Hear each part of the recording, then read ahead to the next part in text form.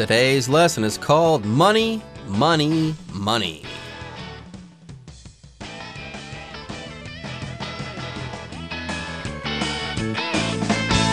Hi everyone, my name is Jeff. And my name is Roger. And today we're going to continue talking about money, money, money. And I've got a feeling that if you listen to today's program and pay special attention, you will make a lot of money in the future. So you better pay attention or you might go broke. Now remember, last time we talked about some idioms that have to do with money.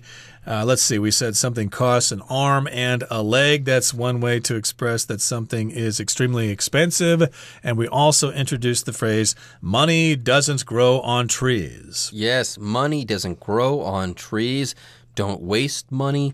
Don't waste fortunes or vast fortunes of money on things that might not be worth it. Because, yes, it's hard to make money. You have to work hard to make money. You shouldn't just go ahead and blow it right after you make it. Because, yes, money doesn't grow on trees. Now, I keep repeating this over and over again because of all the idioms that we discussed on day one. I would say that this is the most common one. I've heard this used many, many times. My grandfather did like to say, "Oh, I'm not going to buy that. It costs an arm and a leg." But yes, money doesn't grow on trees is an extremely common money-related idiom that you'll probably hear when people are speaking English. Anyways, folks, we covered a couple of idioms last time. We've got a few more for you today, so let's go ahead and get started. We'll start learning all about these new money-related idioms right after this. Someone who is wealthy but reluctant to spend money is called a penny pincher. To understand why, picture them pinching their pennies tightly between their fingers because they don't want to let them go. Such a person definitely would not foot the bill when having dinner with friends. The total cost of a bill comes at the bottom, or the foot, of the piece of paper, so to foot the bill means to pay the whole thing.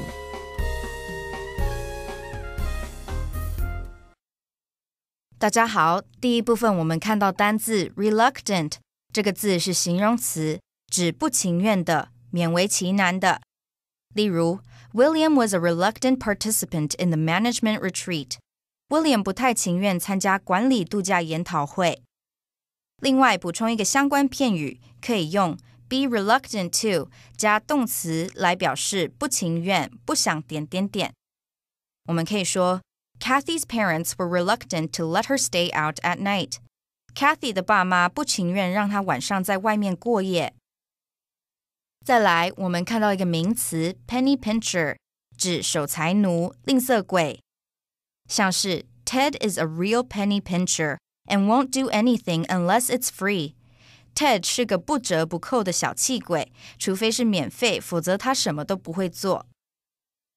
接着我们看到单字 pinch 这个字是动词，有夹、掐的意思。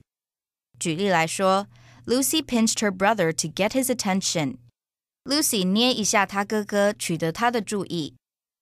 这边补充两个 pinch 的相关片语。首先，用 feel the pinch 来指感到手头拮据、吃不消。我们可以说 Residents are starting to feel the pinch of the increasing cost of living. 居民开始因生活开支增加而感到吃不消了。另外，还可以用 take something with a pinch of salt来表示对点点点持保留或怀疑的态度，半信半疑。我们可以说 Donna always takes what she reads on the internet with a pinch of salt. Donna 在阅读网络上的资料时，都会抱持半信半疑的态度。接下来我们看到一个副词 definitely 指肯定的、毫无疑问的。例如Jack is a big NBA fan, so he'd definitely be interested in going to the game with you. Jack 是 NBA 超级球迷，所以他一定有兴趣和你一起去看比赛的。另外，去除 definitely 字尾的 ly， 可以成为它的形容词 definite， 指明确的、确切的。我们可以说 Jean has no definite plans this weekend, so she might join us too. 这周末 Jean 没有明确的计划，所以她可能也会加入我们。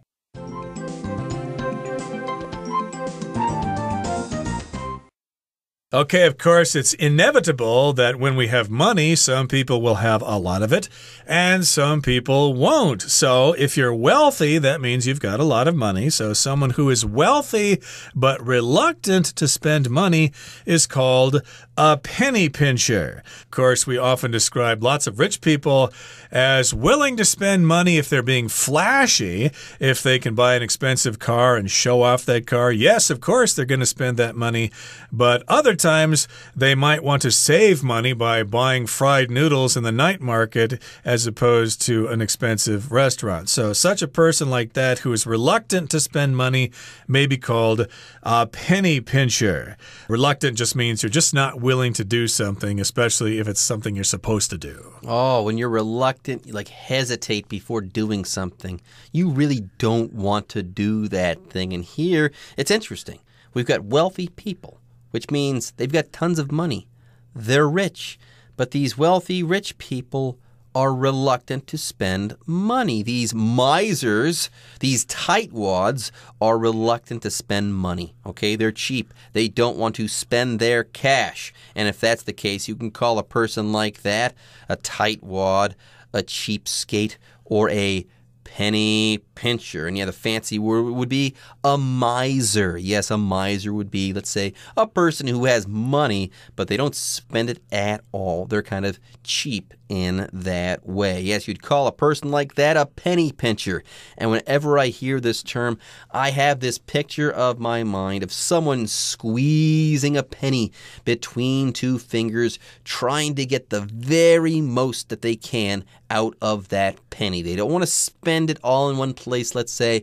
If they're going to spend it, they're going to want to get the most out of it. They want to extract the maximum value out of it. They're going to pinch that penny. They're going to be penny pinchers. Anyways, though, that's my imagination. Okay, that's what I think of. Let's go ahead and picture this a little bit more clearly. Our author continues by saying, to understand why, picture them pinching their pennies tightly between their fingers because they don't want to let them go. Yes, they either want to get the maximum possible value out of any penny that they spend, or they don't want to let them go at all. If they hold on to them tightly, if they pinch them tightly, you won't be able to get them away from these rich people. They're not going to let these pennies go. And pennies, of course, are the lowest form of money, at least in American money and Canadian money. You need 100 pennies or 100 cents to make $1. So if you're that stingy and you're such a penny pincher that you want to save every penny, then you are a tightwad. You are very stingy and you don't want to spend money unless, of course, you're being flashy. Then you're willing to spend thousands and thousands of dollars just to show off. But in any case here, yes, you can imagine this. Somebody pinching their pennies between their fingers, tightly between their fingers, because they just can't let those pennies go. So not loosely, but tightly. Ooh, this shirt fits tightly because I've gotten so fat. Yeah, you could say something like this. I held my daughter's hand tightly while we crossed the street. That's right. That's what you want to do with your children because the streets are dangerous. But in any case here, yes, you can imagine somebody holding those pennies tightly between their fingers because they just can't let them go. So such a person like this, definitely would not foot the bill when having dinner with friends. If you foot the bill, hey, that's another term, another idiom that has to do with money. That just means you're going to pay the check you're going to pay for dinner. And if you're so stingy, if you're such a penny pincher, definitely, for sure, 100%, you're not going to treat anyone. You're not going to foot the bill. I don't see that being a problem here in Taiwan because I see people fighting over who's going to pay the bill more often than I see people trying to get out of paying the bill. Now, the total cost of a bill comes at the bottom or the foot of the piece of paper, that piece of paper called the bill. So, to foot the bill means to pay the whole thing. That means you cover the entire cost or the total cost for something. That means to foot the bill. By the way, if someone who's rich, let's say, when the check comes and they don't reach out to take the bill or they don't reach out to even contribute to paying for the bill, you can say that they have alligator arms. They're not really reaching for the bill. They've got those short arms like an alligator, so they're acting like they want to reach for the bill and to help to pay, but really their heart isn't in it. They're not really extending their arms. They're not putting any effort into footing the bill. Anyways, folks, with that, it's time for us to take a short break, but don't go away. We'll be back with more on money-related idioms right after this. Some idioms that refer to money are not about monetary riches at all. For example, if someone has been an especially good friend, you can tell them they are worth their weight in gold. Imagine a block of gold as heavy as your friend. That's going to be worth a lot of money. I'd bet my bottom dollar that amount of gold could buy the latest phone. Your bottom dollar is the very last dollar you have, and if you're prepared to bet that, you must be pretty sure you're right. 第二部分，我们看到一个片语 refer to 加名词，课文中指与点点点相关。举例来说 Several theories in this book refer to various civilizations from India's Bronze and Iron Ages. 本书的一些理论与印度青铜和铁器时代的许多文明相关。另外，补充两个 refer to 的其他用法。首先，可以用 refer to 来表示提到点点点，谈及点点点。我们可以说 The teacher referred to the chart on the wall when she explained the lesson. 老师在解释这一课时提到墙上那张图表。再来 refer to 还有查阅、参考的意思。我们可以说 You should refer to the dictionary if you want to learn how to pronounce these words. 如果你想要知道这些字该如何发音，你应该去查查字典。最后，我们看到形容词 monetary 用来指金钱方面的、货币的，像是 Phil enjoys playing music for no monetary gain. Phil 喜欢不收金钱回报演奏音乐。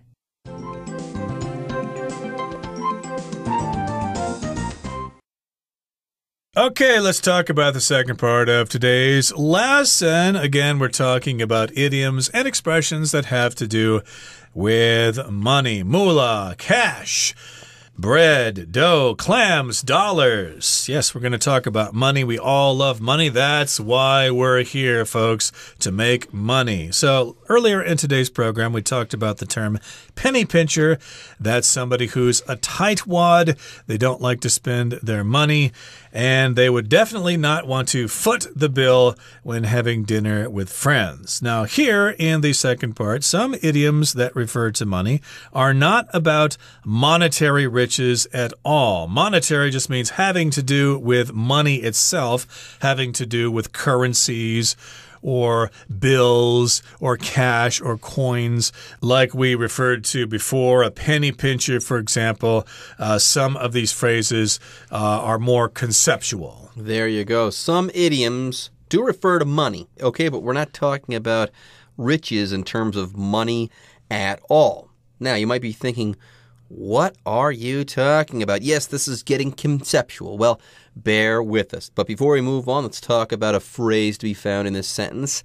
To refer to, okay? If you refer to something, you make a reference to that thing, okay? To refer to something is not unlike describing that thing or something like that. But very simply, this phrase, to refer to, is used when you are alluding to something. By the way, to allude to something is just to make a reference to that thing. That's all there is to it. Anyways, yes, let's talk about some of these conceptual money-related idioms. So we're not really talking about riches in terms of money anymore. For example, if someone has been an especially good friend to you, you can tell them that they're worth their weight in gold. Now, is that person rich? Are they made of gold? Are their pockets stuffed with cash? No, but you're saying that they are a good friend to you. Yes, you're worth your weight in gold. By the way, if you're talking about something being worth something or to be worth something, you're talking about the value of that thing, or you're describing the value of that thing. So if something is worth its weight in gold, it's worth as much as that same amount of gold is worth. Yep, so if you weigh 100 kilograms, then you are worth 100 kilograms of gold. My goodness, 100 kilograms of gold would be very valuable. If I had that much gold, I would happily donate it to dentists around the world to use for fillings. But in any case here, that's one phrase you can use to describe someone who's got a heart of gold, someone who is a loyal friend. Gee, you're so reliable. I respect you so much. You've been such a good friend. You are worth your weight in gold. You really have a heart of gold. There you go. I remember another thing my grandfather used to say. He always had a special bottle of oil around called WD-40. You can fix almost anything around the house with either duct tape or WD-40. So he used to say that, yes, this lubricant called WD-40, he would say, hey, WD-40 is worth its weight in gold. Yes, it's worth that much. He wouldn't give it away for anything except maybe a similar amount in gold. Anyway, so yes, imagine a block of gold as heavy as your friend. That's going to be worth a lot of money. So this person who's worth their weight in gold to you, oh, you're saying that they're that valuable to you.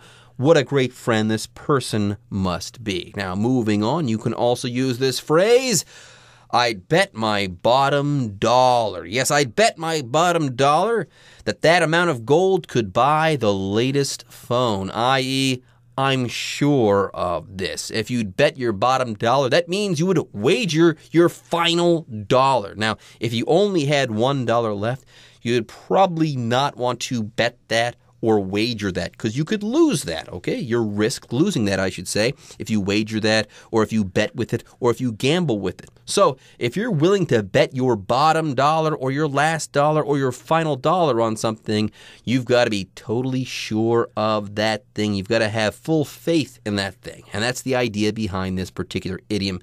I believe there was a musical called Annie, where someone was talking about betting their bottom dollar that tomorrow would come and that tomorrow would be a better day and that it would be sunny.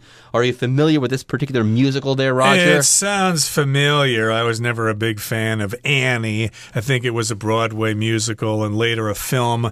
But yeah, that does sound familiar. It seems like they do mention this phrase, bet your bottom dollar. The sun will come out tomorrow. Bet your bottom dollar on tomorrow. There you go. You can probably find that song on YouTube somewhere. It's a very uplifting song. Oh, I'm glad it inspires you. I'm inspired by different kinds of music than that. But in any case here, yeah, I can bet my bottom dollar that something's true. I'm so sure. My cousin Dean, for example, is so irresponsible that I can bet my bottom dollar that he's going to be late today. He's always late. He is so irresponsible. Anyways, more on this idiom, I'd bet my bottom dollar. Your bottom dollar is the very last dollar you have.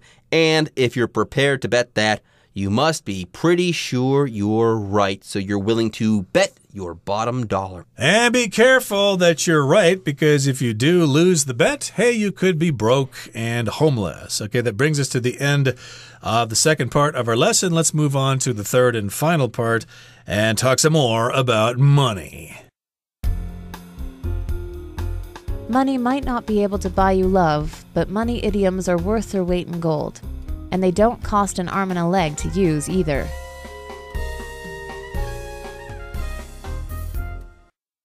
Everyone, money is important, but there are precious things in life that you cannot buy. You can't buy the love of your family or your friends or anything like that. Yes, money might not be able to buy you love, but hey, money idioms are worth their weight in gold.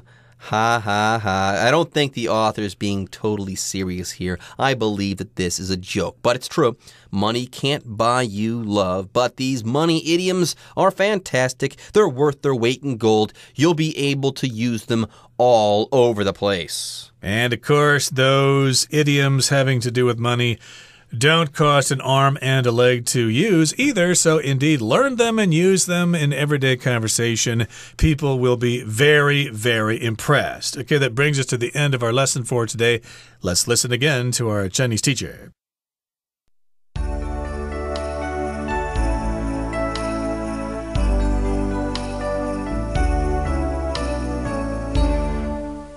各位同学大家好，我是 Hanny。 我们来看今天的文法重点。课文一开始介绍的用语是 penny pincher， 从字面上来看是指把1分钱捏在手里面不放的人，那就是守财奴，连1分钱都不愿意放过，就是说那种很有钱却不愿意花钱的人。那我们顺便来学几个吝啬小气的说法。第一种叫做 Scrooge， S-C-R-O-O-G-E。好，其实英国作家狄更斯他有一本小说叫做 A Christmas Carol， 小气财神，在里面的主角叫做 Scrooge， 他为人孤僻，是一个很吝啬的守财奴。那后来人们就用这个字来指小气鬼或是一毛不拔的人，有人说铁公鸡，对不对？好，那么第二种呢，我们可以用 miser， M-I-S-E-R， miser 就跟 Scrooge 一样，都可以用来指吝啬鬼啊、守财奴。如果我们在 miser 后面加上 ly 这个字尾呢，就会形成形容词 miserly， miserly 就可以形容吝啬的、小气的。好，那么第三种用 cheapskate， 它是拼作 C-H-E-A-P-S-K-A-T-E。 好，我们知道 cheap 它有便宜的意思嘛，那这个字还可以用来形容小气的。至于 skate 在这边不是溜冰哦，跟它没有关系。 skate 在以前有负面的语义，它表示那种卑劣啊、令人鄙视的那种人，合在一起 cheapskate 就可以用来表达小气鬼、吝啬鬼。好，接着读到课文第二部分的第一句，他说Some idioms that refer to money are not about monetary riches at all. 有些提到金钱的惯用语和金钱上的财富毫无关系。好，句子里面的 riches 是当名词，它固定用复数来表达财富，那这时候意思就跟 wealth 一样。接着我们来学习 refer to 的几个用法。第一种呢是课文的用法，用来表达指的是什么，跟什么什么有关。 A refer to B 就可以用来表达 A 跟 B 有直接的关系。例如 Puppy love refers to romantic love that is felt by a child or teenager. Puppy love 指的是孩童或是青少年时期有的浪漫爱慕，像青梅竹马那种纯纯的爱，所以在这边 refer to 就表达指的是什么什么。好，第二种用法是表达查阅、参考，像是参考书籍啊、查阅笔记等等。例如 Please refer to our website for more information. 想知道更多资讯，请上我们的网站查阅。第三种用法是表达提及、提到、谈起什么什么，像是They agreed not to refer to yesterday's quarrel. 他们一致同意不要提起昨天的争执了。好，另外我们也常常会用 refer to A as B 来表达把 A 称为 B。 那么被动用法是 A be referred to as B， 表达 A 被称为 B。 好，我们来看两个例句哦。Kate referred to her dog as her son. Kate 把她的狗狗称为儿子，很多人都会叫狗儿子啊什么之类的，对不对？好，那么再看个例句 New York City is often referred to as the Big Apple. 纽约市常常被称为大苹果。好，以上是今天的重点整理，我们来回顾单字吧。Wealthy. Tucker was very lucky to grow up in a wealthy family. Reluctant. I'm reluctant to loan my friend any more money because she already owes me some. Pinch. Stephen pinched his nose shut as he entered the smelly room. Tightly. My little sister held on tightly to the safety bar until the ride had completely stopped. Definitely. Based on the way the sky looks right now, it's definitely going to rain.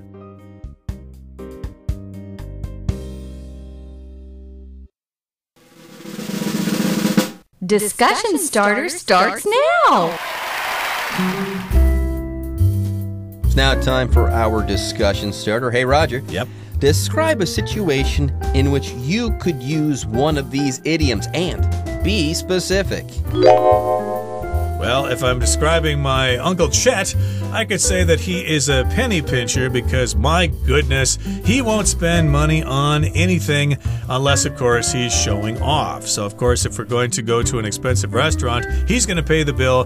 But if we go to McDonald's, boy, he's got those alligator arms. How about you? When my wife wants to buy something really expensive, like maybe a new pair of boots by Timberland, boy, are those ever expensive boots. Whenever she wants to do something like this, I could use the idiom, money doesn't grow on trees, because yes, it's hard to make money, and it makes no sense to squander a small fortune on a pair of boots that someone that I know in my life will never ever wear.